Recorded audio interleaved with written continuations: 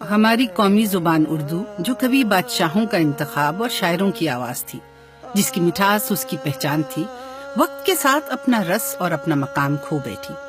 ہمارے پاس انگلش کی ہی زیادہ بکتی ہیں، اردو کے ہمارے پاس کلیکشن ہے ہی بہت ہیں۔ لوگ زیادہ تر انگلش کو ہی پریفر کرتے ہیں۔ اردو میں بات کریں گے تو شاید پیپل ول تھنک کہ ہم پڑھے لکھے نہیں ہیں۔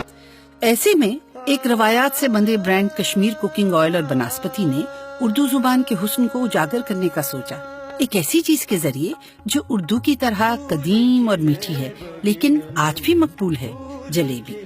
سو ہم نے اردو زبان کے بانی شاعر امیر خسرو کے اشعار کو چنا، انہیں جلیبی کی صورت میں تیار کیا جو روایتی طور پر بناسپتی گھی میں تلی جاتی ہے۔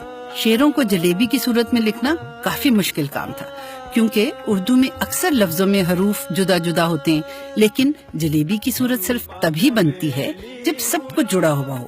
سو اس کے لیے ہمیں خاص رسم الخط بنانا پڑا تاکہ تلنے کے بعد بھی لفظوں کو پڑھا جا سکے۔ پھر اس کی مشق کی گئی اور پیش کی اردو پوئٹری۔ جلیبی کی چاشنی میں لوگوں کو شعر کے بولوں کی مٹھاس کو چکھنے کا موقع ملا۔ یہ ہم نے لندن میں ہونے والے کراچی ادبیات کے میلے اور پاکستان میں کتابوں کی دکانوں کے سامنے کیا۔ شعر کے ہر لفظ کو جلیبی کی صورت میں تلا اور تحریر شدہ شعر انگریزی ترجمے کے ساتھ پیش کیا۔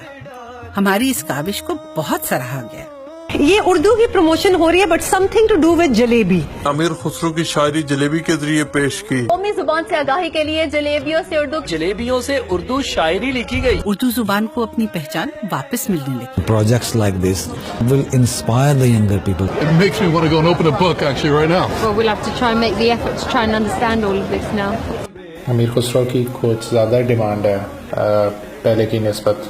13ویں صدی کا شاعر، مغلئی دور کی مٹھائی، جدید خطاط اور ایک محب وطن برانڈ نے مل کر ہماری میٹھی قومی زبان اردو کو نئی زندگی دی۔